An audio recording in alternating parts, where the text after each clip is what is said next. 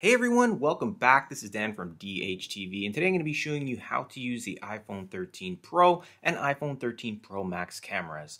As always, if you're looking to learn more about these phones, there's a link in the description to the full playlist of tips, tricks, and tutorials. Let's get started. Alright, so let's start by opening up our camera application here, and you want to navigate to the Photos section. Now it should be there by default, but if it's not, you can just swipe left or right on screen to take you to the Photos section. Now we're going to go through everything you can do with the camera app, including some of the new features like cinematic mode, tips, and tricks. But if you do want to skip ahead to something specific, I did put timestamp chapters in the description, so you can just click on them and skip to exactly what you want to learn. For us though, we're going to start with the photo section, and whenever you're taking a photo, it's always important to set the options whenever possible. So to open the options, all you have to do is swipe up on the screen, and you'll see that they'll be brought up in the bottom. Now setting these before your photo is taken is going to ensure that you take the photo exactly the way you want it. So let's go through each, starting with the flash here, and when you tap on it, you'll see what options are available within. So by default, it's set to auto. We can turn it on or we can turn it off. Very basic. So if we turn it on and we tap our shutter to take our photo, you'll see the flash appears. You'll also notice that when the flash is on, we do have a flash icon in yellow at the top left. That way we know it's on. So we'll set it back to auto. And the second option that we're going to look at here is live photos. So whenever you turn live on, basically what it's going to do is capture a second before your photo and a second after your photo, and whatever movement took place and sound will be captured in it. So let me just give you a quick example here. So I'm going to start moving this duck here, and you'll see what happens as I take the photo. So the photo's taken, we can tap on the bottom left. It's going to give us our preview window here. So now that we have our photo, you can see we have live. If we tap and hold, we'll be able to see the movement that occurred before and after. Now this is very useful in many ways, especially if you have a group of people and not everybody is smiling. You can actually use the editing tools here to edit and find the exact moment within those movements where everybody was smiling. If you want to learn how to edit these photos in detail, I do have a video on that. You can click the link in the description or the card up top after the video and learn even more. But that's basically what live photos does, and I usually leave it on. If you do set it to auto, it's going to be system generated if it should be used or not. The next option here, if we tap on it, this is a new one, and this one allows you to set the tone of your photo before it's taken. The default is going to be standard, and the first time you open your camera app with your iPhone 13 Pro or iOS 15, you will have the option to choose this. This is where you would actually modify it if you want to change what you chose. So standard is what we're at right now. You can swipe left to see rich contrast. And within these, you can also change the tone. So you can actually customize it. So you just tap, and then you can just tap across and swipe, and you can see how it's changing the tone of the specific option. Again, we can switch left, tone and warmth, warm, cool, and basically it's totally up to you what you want to use. For this video, we're going to stick to standard just to keep things simple here. So we'll just tap back on the option and it's set. The next option is our size. And if we tap on it, we have some dimensions that we can set our photo. So we have the 4:3, which is the standard. You have the 16:9, where you can see now it's in large. You have the square, so if you're using it for Instagram or square applications or just photos in general, you have the 1:1.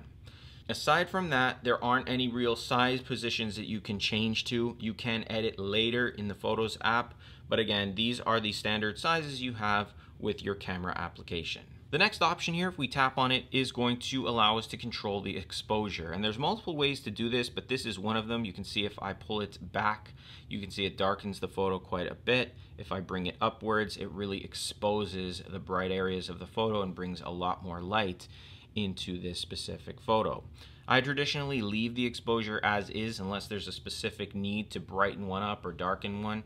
Otherwise, it sits here at 0, and then again, just tap on the option to set it wherever you have it. The next one here is our timer. So anytime you want to set a timer for your photos, you can open the timer up and you have a 3-second and 10-second. This is nothing new, but it's pretty useful as well, especially if you have a group of photos. Let's just use the 3-second timer. As soon as I turn it on, you can see up top we have our 3 seconds letting us know the timer is set. We just tap our shutter, we get our countdown, and then it takes our photo and there it is in our preview. Just make sure that when you're finished with the timer, you turn it off. Many times it can be annoying leaving it on, especially with 10 seconds when you're trying to capture a moment. Lastly, we have our filters, and these have been here for a while. They're just like filters that you'd see on Instagram or even in the Photos app, but these will allow you to set the filter before you take the photo, and you have quite a bit here to choose from to set the filter exactly to what you want it to be. At any time, you can close out these options by tapping the arrow up top here. Now, when you take your photo, it's also important to tap to focus on the subject that you want. You can see I'm focused in on that little duck right there, or I can focus in on the duck in the background, or even the background way back there, and you can see how it's blurring out these areas because its main focus is over here. Now, anytime you do tap to focus, if you start moving the camera around, you'll see that the autofocus will kick back in and you've lost the area you were focusing in on. So if you want to lock the focus in any of these options, you're going to need to tap and hold. You'll see AEAF lock. That means the exposure is locked and the focus is locked. Now if I move the camera around, you can see nothing happens. Everything stays exactly where I wanted it to be in focus.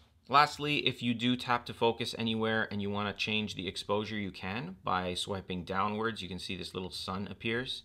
You can swipe upwards as well. And that's just as simple as tapping to focus to remove that. Now you also have your zooming in and out. So there are 3 cameras on this iPhone. So if you want to use the ultra wide camera, you have the ability right there with the 0.5 times where it zooms out. It gives you a lot more real estate to capture. You have your 1 times and then you have your 3 times optical zoom. And the difference here is optical zoom means you can zoom right in and it's going to maintain the quality. If you do decide to zoom further, and you can always do that just by tapping on the zooms, you can zoom even further.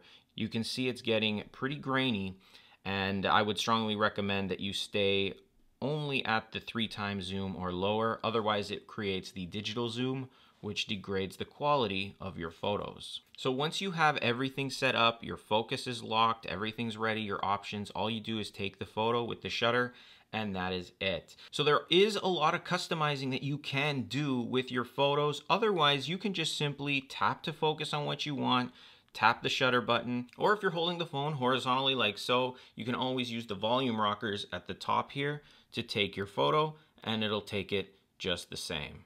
Now, one more feature built in to the actual camera app here, it's the 0.5 zoom, which actually has a macro lens within it. So it's going to allow you to get super close to your subject. So you can see the camera is going to flip. So as I get closer, the camera is going to flip.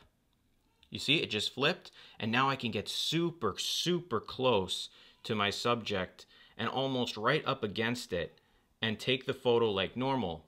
And if I preview it, you can see how close and how detailed I could get within those specific shots. It works in horizontal as well, so if you get right in there, you can see how close you can get, and the photo stays really clear all the way through. So that's the macro, and it's a really cool feature. I find it to be one of my favorite new features with the iPhone 13 Pro and Pro Max. Now, tying in with the shutter is some options that you have with it. So if you press and hold, you'll see that it starts a video. It's actually recording right now.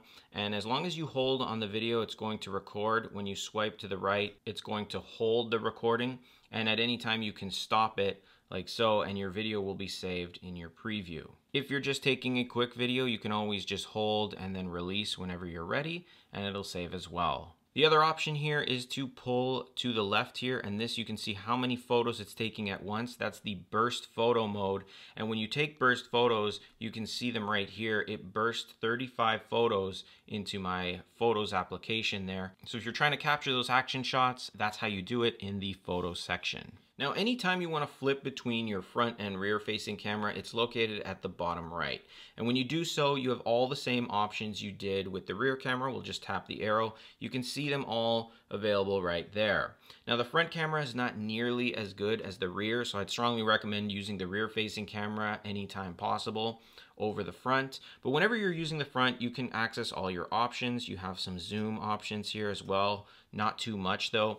And you'll notice up top that there's this 1 second icon as well as this feature right here.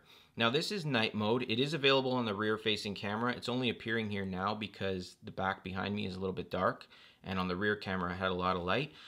Anytime there's a low light situation or it's dark, night mode is going to activate and try to help the photo improve. You can modify it when it appears, so you can see how long it's going to take. You can turn it off, you can set it to auto, or you can then max it out to whatever it's offering at that moment. Right here for the front, you only have 1 second, so it's going to take a second to grab as much as it can and give you the best possible photo when it's taken.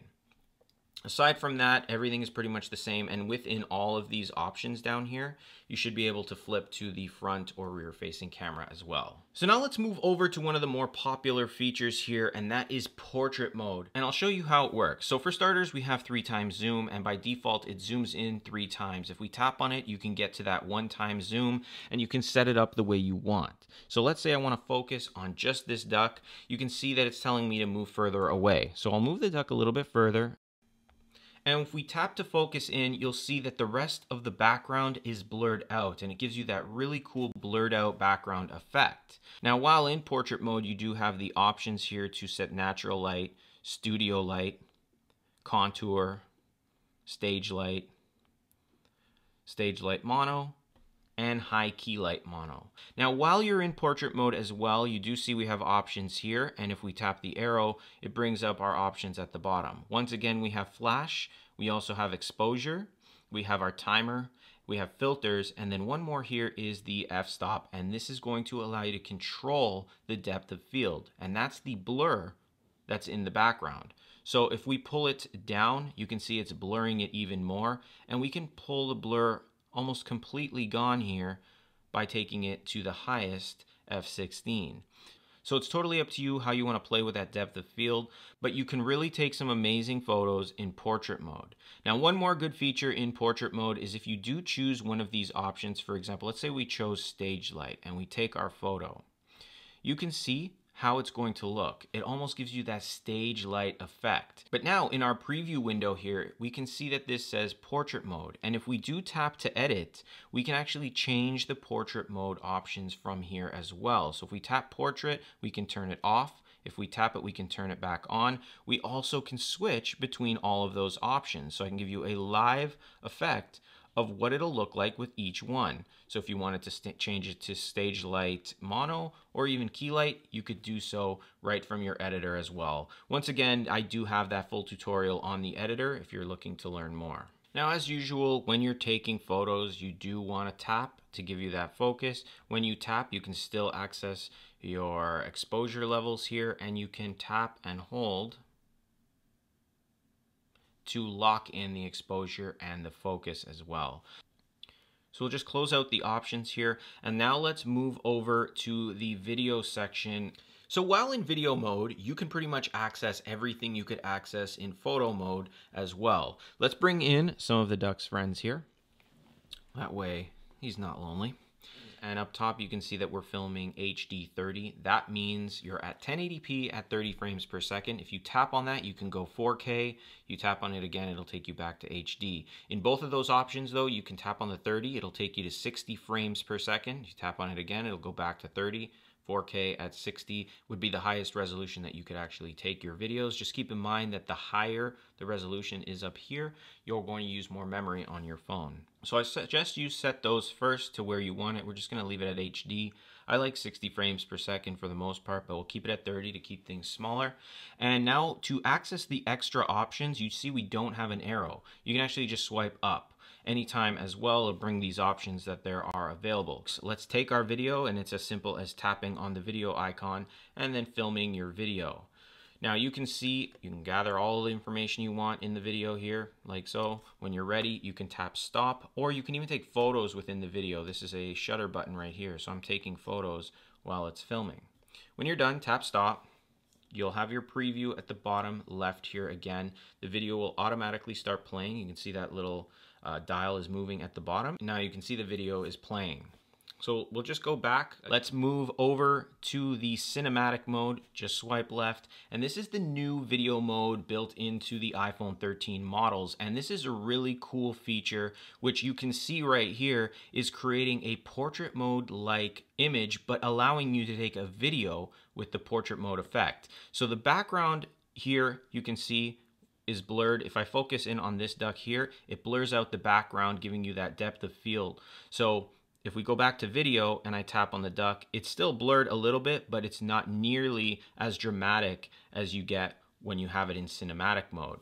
So I can now take my video in cinematic mode, and no matter where I go, you can see it's blurring out that background and just focusing in on that one duck. So you can imagine how your creativity can create something so professional with just this little phone. And you can impress a lot of people with it as well. Especially if you use your phone for videos, this is going to add one more effect that you can now utilize in the palm of your hand. From the cinematic mode, you have 1x zoom or 3x zoom. You do not have the ability to use the dial or zoom in anymore.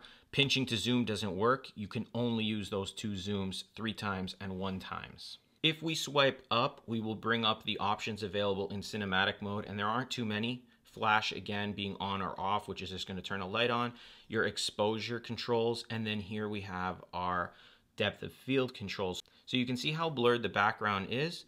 We can remove a lot of that blur or really blur it out and have a completely blurred background for our video. Now let's move over to the slow motion video. This is another very popular mode built into the camera app.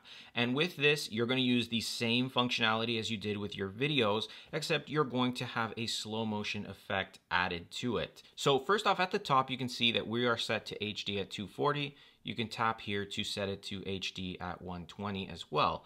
The larger the number, the slower the slow motion effect is going to be. If we pull up, we have just flash and exposure controls. So what we'll do here is we'll set up a video to create a slow motion effect. I'm just going to take one of these ducks and sort of flick them into the other ducks. So here he is. I'm going to tap to start the video, and then I'm just going to tap the duck like that. Now it seems like nothing, but when we tap stop and then preview it, and there you can see that slow motion effect in action. Now, if you do see some sort of flashing on your slow motion videos, keep in mind that it is to do with the lighting in your room. So because this is shooting at 240 frames per second, that means that it's going to pick up anything. And our lights, our light bulbs, they actually aren't just on. A lot of them are just flickering super fast. Our eyes don't pick it up, but cameras like this will, and that's why you'll get those flashing effects. So keep that in mind. If you're using slow motion outside, they turn out really, really good.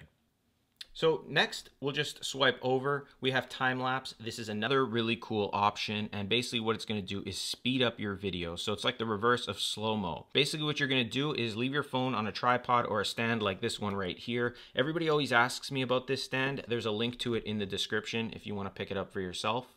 It's really cheap, and it's held up for about, I'd say, almost 8 years. But basically you just tap and it's going to start. You can see how it looks, the wheel right here. And I'll just stop it now and give you an example on screen. So you can see I had this pointing up at the sky and the sun, and you can see the sun is actually moving quite fast with the clouds. And if you've ever seen movies where day turns into night extremely fast, or cars are driving by super fast, it's basically going to turn hours of footage or 30 minutes of footage and turn it into a few seconds or a few minutes. All right, let's move back over to the end here, and we have Pano, and this is the panoramic photo mode, and it's one of my favorites. It's very underutilized, and I think that's because a lot of people don't understand how it works.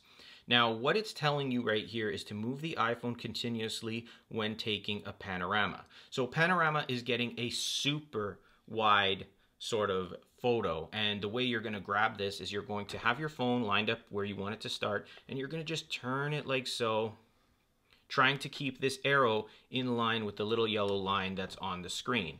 So traditionally, if I was going to take a normal photo, I would only be able to grab these 3 ducks. But if I start over here and we tap the shutter button and we just kind of drag it across as clean as we can, keeping it lined up with the arrow. I have it on this little stand, so it's going to come out a lot better than just freehanding it. We'll tap stop. Okay, we'll line it back up again. Usually we would only capture these 3 ducks, but if we look at that preview, and let's just turn this to the horizontal mode, look how much I was able to grab in that photo now. We have the iPhones, we have the fence, you can see my iPad mini clearly there. Now you can see that it is a little bit curved, and that's because I was going a little bit too much on that rounded edge. It's hard to keep it stable. You want to keep it more straight, so more like a straight kind of drag rather than that curve that I had, but it still gives you an idea of how it works. And you can actually flip this arrow, so if you don't want to go left to right, you can tap here and it'll allow you to go right to left, and if you just swipe up, there is no options to add anything to it. So that is the panoramic mode. So now let's take a look at the settings that you can configure for the camera app as well. So we'll open the settings application, and you want to find the camera section, tap on it, and this is going to be all the settings you have for your camera, videos, and photos. So let's start from the top where it says formats, and this is going to be the format that the camera is going to save it in. So by default, it's set to high efficiency, and what this is going to do is try to reduce the file size to capture photos and video in that high efficiency mode. What happens is though, if you do transfer these to your computer, you can see here it says HEIF. Some programs can't read this very well. So if you are planning to use your photo with a specific editor or on Windows that may not read this, I would strongly recommend to move it to the more compatible or most compatible option, which this is going to always use JPEG, which is the file format, and that's one of the most common file formats for photos. Also, your cinematic videos, 4K at 60 frames per second, 1080p at 240 frames per second, and HDR video, they're going to require the high efficiency if you want to use those higher frame rates and higher options with some of your video modes. So keep that in mind as well. You're kind of sacrificing a little bit to be most compatible over the high efficiency. Moving below is Apple ProRaw. Now, I did a full video tutorial on the Apple ProRaw, but this is basically going to give you the camera control for ProRaw. And if we turn that on here and we open up our Photos application, now in our photo section, you can see we have a RAW option at the top. And if we pull up, you can see down here, we also have a RAW option. And if we tap on it, we can turn RAW on. Now, RAW is a 12-bit file that uses linear DNG format to retain more information and dynamic range in the file, providing additional flexibility when editing exposure and white balance. Each file is approximately 25 megabytes. So basically what this is going to do is give you more editing control after the fact because it's capturing a lot more in the specific photo. So turn that on if you want. It is a more advanced feature, and if you're not really going to be playing around with it later, then it's totally up to you if you want to leave it on or off.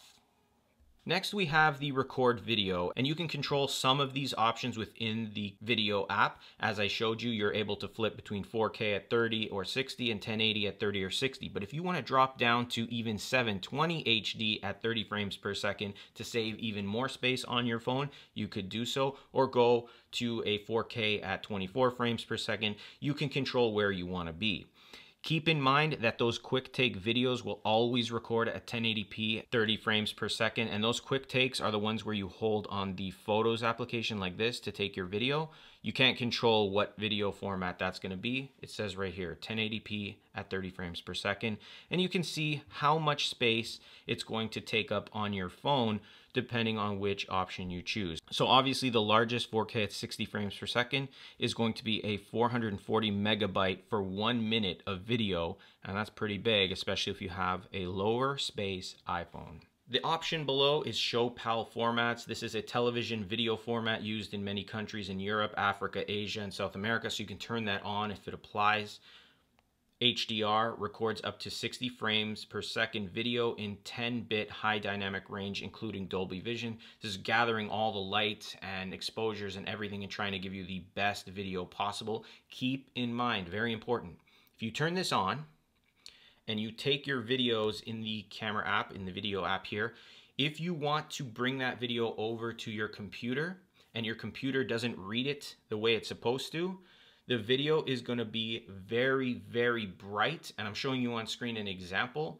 It's super bright, and you'll need to use editing software on your computer to actually lower that exposure. It's just the way it works. So if you don't want that to happen and you move your photos and videos over to your computer, turn that feature off. The next one is auto FPS, to automatically reduce the frame rate to improve your low light video and to optimize the size. So you can set that to auto 3060, auto 30, or off. You can read a little bit more about it right here. I just traditionally leave it on 30 unless there's a specific reason I want it to flip between 30 and 60. And then right here we have the lock camera. So basically these iPhones have those triple cameras on them. So while you're taking videos, it's actually flipping between cameras to try to get the best recording video it can. You can lock it though, and then it's not going to automatically switch between cameras while you're recording. I've never used it. I like it the way it is, but if you do want to lock it, you can by just turning that on. The next option is record slow-mo. So again, very similar to what we just looked at with the regular video. You can control what it's going to be set to. So if you want it to always start at 1080p HD at 120, or if you want it to always start at 1080p at 240. But you can also control these straight from the camera app in the slow motion section.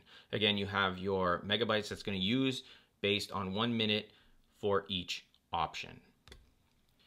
Record stereo sound. Stereo sound is obviously going to be better, so if there's any reason you want to turn off the stereo sound and it's mono, you can just switch that off. I leave it on all the time. Preserve settings.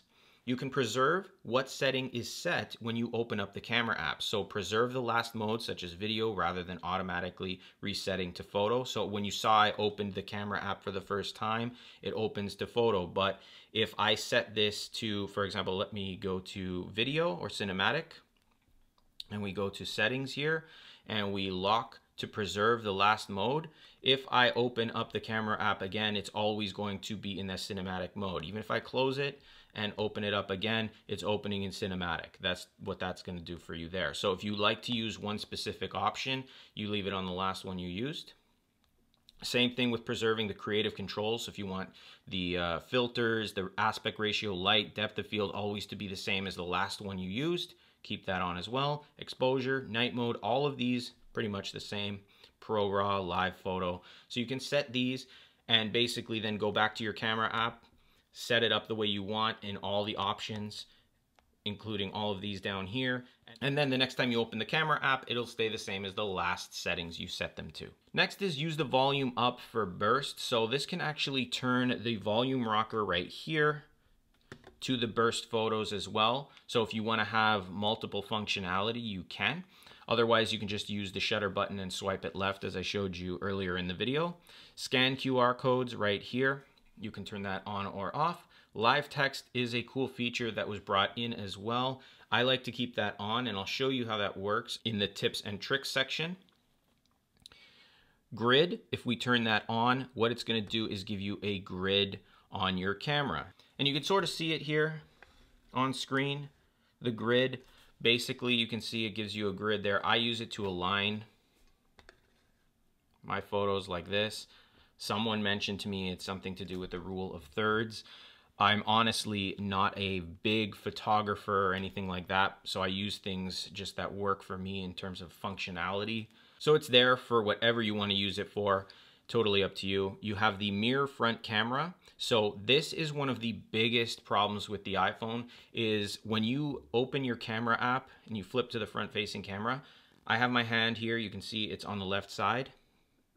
I take my photo and now it's on the right side. A lot of people don't like that because it's flipping and mirroring the photo. If we go back into the settings and we tap the mirror front camera, and now I have my hand on the left, we look at the preview, it stays on the left. And it's totally up to you if you want to have this on or off. A lot of people like to turn it on. I leave it off just because if you do turn it on and you have writing or something in your background, it'll be backwards.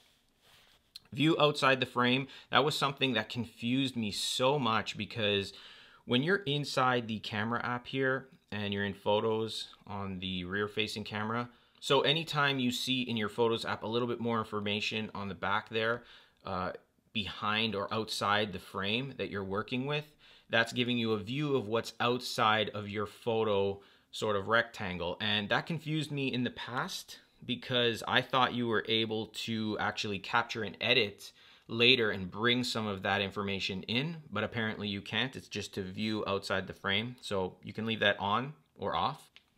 Photographic styles. We looked at this within the camera app. So when you first open the camera app in iOS 15 for the first time, it pops you up with this and it says set the standard style. And you can see what each one of these means, what it's going to do, and how it's going to be set. So you can set them here or you can set them in the camera app like I showed you earlier. But you can get more information here on how those styles affect your photos and how they look. Prioritize faster shooting. It's set to on by default. I'm leaving it as is. It's going to intelligently adapt image quality when rapidly pressing the shutter. So if you do that, you can leave it on or turn it off and see what the difference is for how you like your photos to look. And then lastly, at the bottom here, we have lens correction, and this is going to correct the lens distortion on the front and ultra wide cameras. So you can leave that on or off depending on what you want it to do. Now let's get into some tips and tricks that you can use with your iPhone camera application.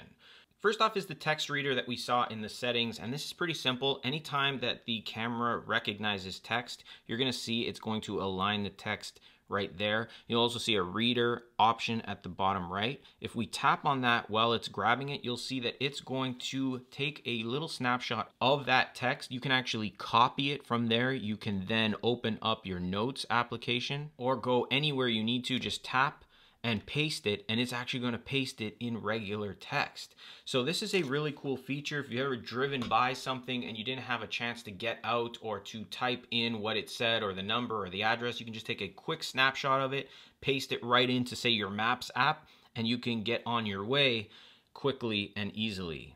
Another tip, which is pretty obvious, if you're taking photos or videos and you want to upload them to YouTube or anything like that, taking them horizontally is the best way. This way you don't get those black bars on the side. Otherwise, you end up with these vertical photos and videos and black bars appear on those websites. Another option is accessing and taking photos from the lock screen. So you can always see this camera icon here, and if you press on it, it's going to open up the camera app. And what's great is that when you open it from the lock screen, if it's still locked to your phone, you can take the photos and everything, you can preview them, but nobody can edit them or delete them unless the phone is unlocked. So it gives you a little bit of security if you're handing your phone off to someone and you don't want them to go through all of your photos or delete anything. It makes it a little bit safer and more private for you.